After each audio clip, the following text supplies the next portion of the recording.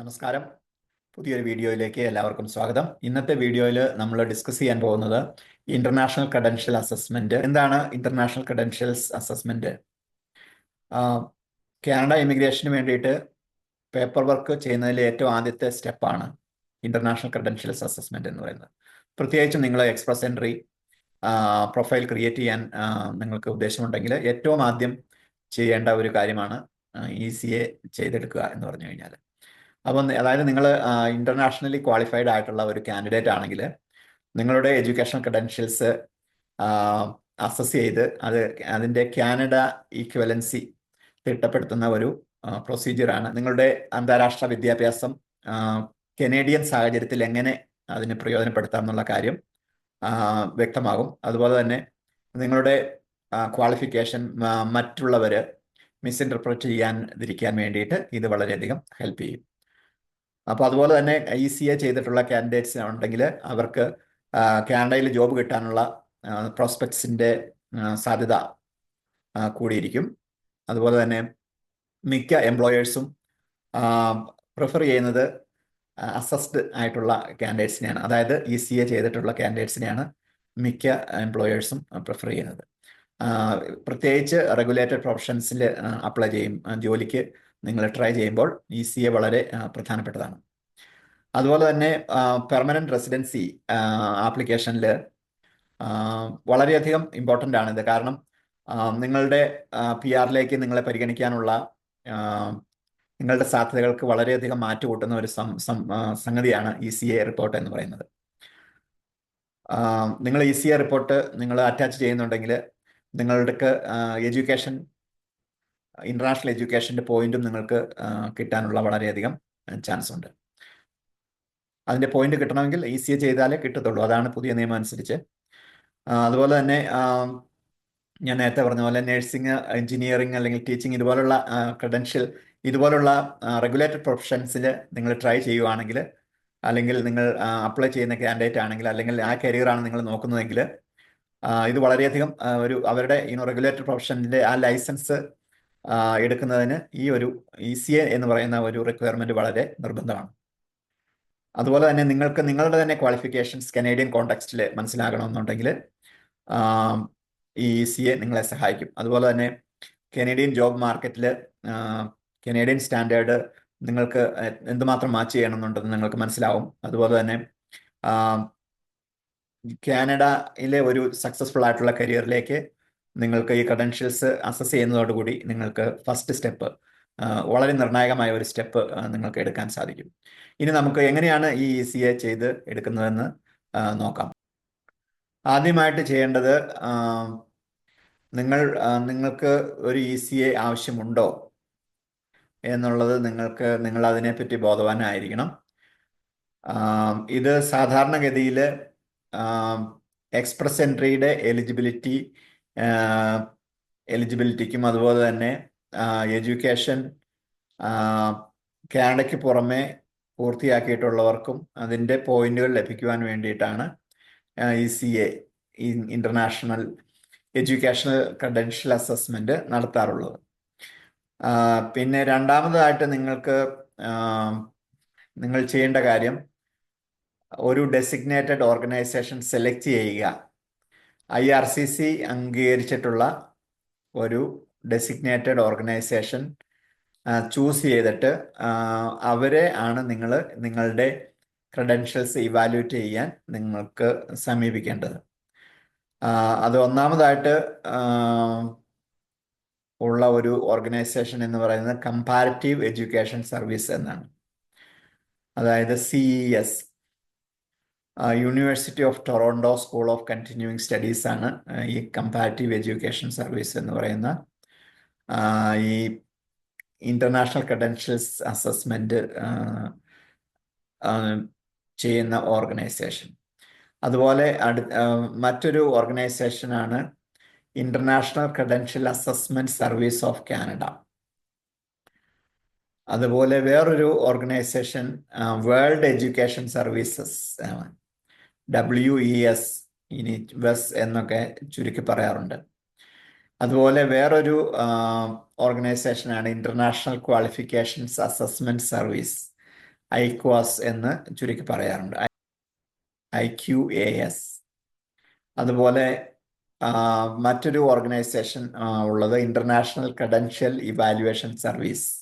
അത് British Columbia institute of ടെക്നോളജിയാണ് ഈ organisation run ചെയ്യുന്നത്. ഇനി നിങ്ങൾ ഒരു ഡെസിഗ്നേറ്റഡ് ഓർഗനൈസേഷൻ നിങ്ങളുടെ ക്രെഡൻഷ്യൽ അസസ്മെന്റിന് തിരഞ്ഞെടുത്ത് കഴിഞ്ഞാൽ പിന്നെ അടുത്ത സ്റ്റെപ്പായിട്ട് ചെയ്യേണ്ടത്, നിങ്ങൾ റിക്വയർഡ് ഡോക്യുമെന്റ്സ് എല്ലാം കളക്ട് ചെയ്യുക. For example academic transcripts. Academic transcripts എന്ന് പറഞ്ഞു കഴിഞ്ഞാൽ നിങ്ങൾ പഠിച്ചിട്ടുള്ള കോഴ്സിൻ്റെ ഏത് കോഴ്സിലാണോ ഏത് കോഴ്സാണോ പഠിച്ചത് ആ കോഴ്സ് പഠിച്ച ഇൻസ്റ്റിറ്റ്യൂഷനിൽ നിന്നും ഒഫീഷ്യൽ ട്രാൻസ്ക്രിപ്റ്റ് നിങ്ങൾ വാങ്ങിക്കുക. ഒഫീഷ്യൽ ട്രാൻസ്ക്രിപ്റ്റ് എന്ന് പറയുന്നത് നിങ്ങളുടെ വെറും സർട്ടിഫിക്കറ്റോ അല്ലെങ്കിൽ റിസൾട്ടോ മാർക്ക് ലിസ്റ്റോ അല്ല. ആ ഒരു പർട്ടിക്കുലർ യൂണിവേഴ്സിറ്റി അല്ലെങ്കിൽ ഇൻസ്റ്റിറ്റ്യൂഷൻ്റെ ഒഫീഷ്യൽ ട്രാൻസ്ക്രിപ്റ്റ് ആണ് ആവശ്യമുള്ളത്.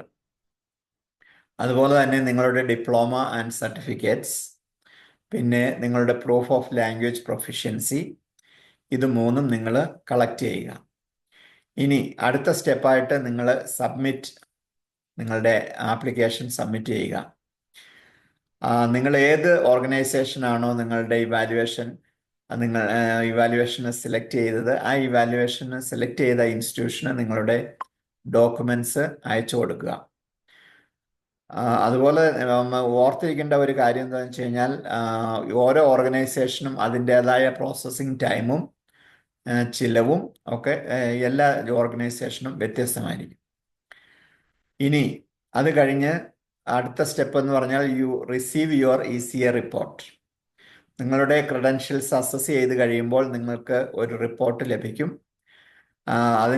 അതിനുള്ളിൽ നിങ്ങളുടെ കനേഡിയൻ ഈക്വലൻസി, നിങ്ങൾക്ക് അന്താരാഷ്ട്ര തലത്തിൽ നിങ്ങൾക്ക് ലഭിച്ച എഡ്യൂക്കേഷന് കാനഡയിൽ തത്തുല്യ യോഗ്യത എന്താണ് എന്നുള്ള ഒരു ഈക്വലൻസി സ്റ്റേറ്റ്മെൻറ്റും നിങ്ങളുടെ ആ റിപ്പോർട്ടിൽ ഉണ്ടാവും. അത് ഒരു ECA സ്റ്റേറ്റ്മെൻറ്റ് അല്ലെങ്കിൽ ഒരു ECA റിപ്പോർട്ട് സാധാരണഗതിയിൽ 5 വർഷത്തെ വാലിഡിറ്റിയാണ് ഉള്ളത്. അപ്പോൾ നിങ്ങൾ ഓൾറെഡി ECA ചെയ്തിട്ടുള്ളതാണെങ്കിൽ, നിങ്ങൾ ഓൾറെഡി 5 വർഷം കഴിയാറായിട്ടുണ്ടെങ്കിൽ, നിങ്ങൾ അത് വാലിഡിറ്റി കഴിയുന്നതിനും 1 ഇയറിനേക്കാൾ കുറവാണെന്നുണ്ടെങ്കിൽ ഏറ്റവും നല്ലത് നിങ്ങൾ വേറൊരു ECA റിപ്പോർട്ട്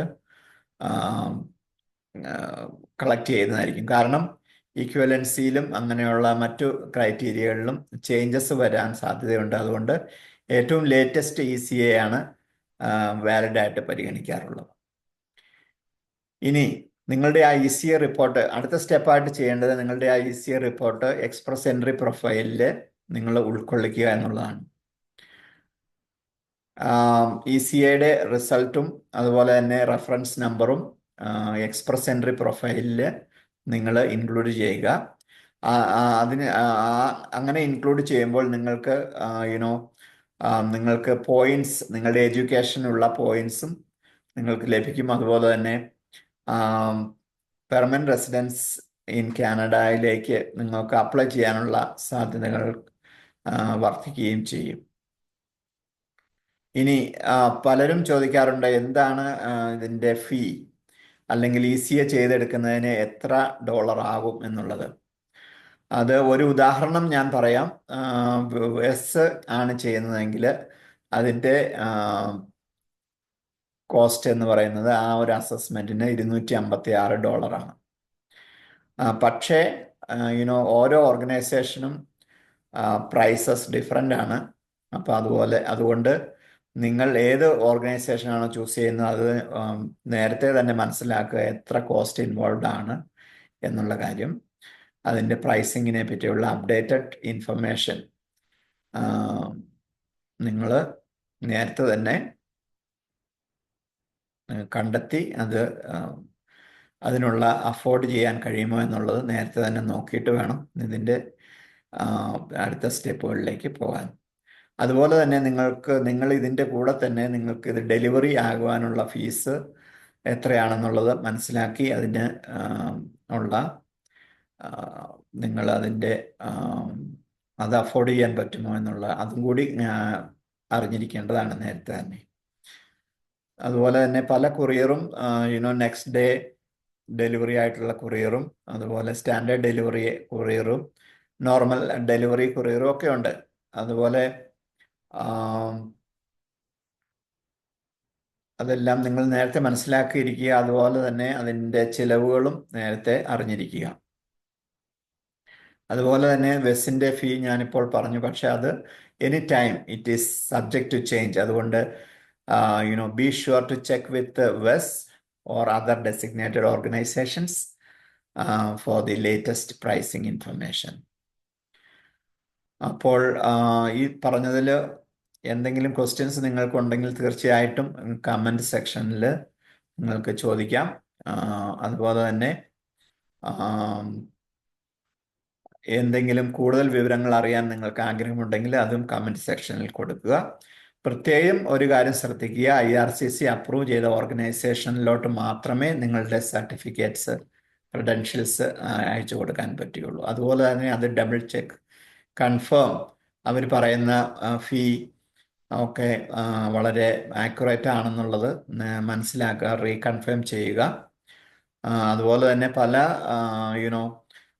ഫ്രോഡ് ആയിട്ടുള്ള ഏജൻസികളും ഇങ്ങനെ ക്രെഡൻഷ്യൽസ് അസസ് ചെയ്യാൻ ഞങ്ങൾക്ക് പറ്റുമെന്നൊക്കെ പറഞ്ഞ് നിങ്ങളെ സമീപിക്കുകയാണെങ്കിൽ അത് തീർച്ചയായിട്ടും IRCC വെബ്സൈറ്റിൽ അപ്രൂവ്ഡ് ആയിട്ടുള്ള ഓർഗനൈസേഷൻ ആണ് എന്ന് ഉറപ്പുവരുത്തുക, അല്ലെങ്കിൽ നിങ്ങൾ ചതിക്കപ്പെടാൻ സാധ്യതയുണ്ട്. എന്തെങ്കിലും ക്വസ്റ്റ്യൻസ് ഉണ്ടെങ്കിൽ തീർച്ചയായിട്ടും നിങ്ങൾക്ക് കമൻറ്റിൽ ചോദിക്കുക. ആദ്യം പറഞ്ഞ പോലെ വീണ്ടും മറ്റൊരു വീഡിയോ ആയിട്ട് വരുന്നതുവരെ എല്ലാവർക്കും നമസ്കാരം, നന്ദി.